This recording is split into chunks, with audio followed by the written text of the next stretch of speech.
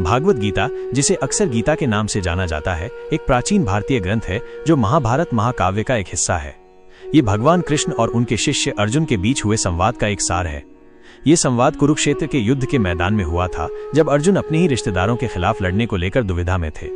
गीता का सार मानव जीवन के विभिन्न पहलुओं पर प्रकाश डालता है, जिसमें कर्तव्य, धर्म, कर्म, भक्ति और मोक्ष शामिल है। कर्मयोग, निष्काम कर्म का मार्ग।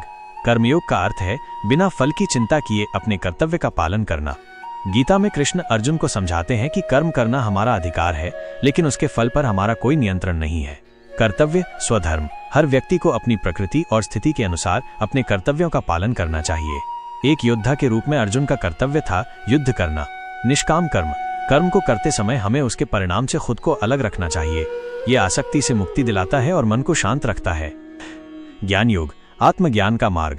ज्ञान योग आत्मज्ञान और सत्य की खोज पर केंद्रित है। कृष्ण अर्जुन को समझाते हैं कि वास्तविक ज्ञान ये समझना है कि आत्मा अविनाशी है और शरीर नश्वर है। आत्मा की अमरता।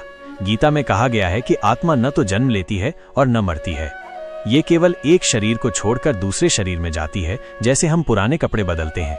संसार की माया। संसार और भौतिक वस्तुएं क्षणभंगुर हैं।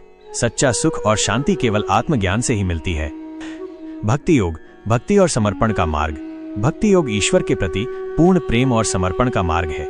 यह सबसे सरल और सबसे सीधा मार्ग माना जाता है। ईश्वर पर विश्वास।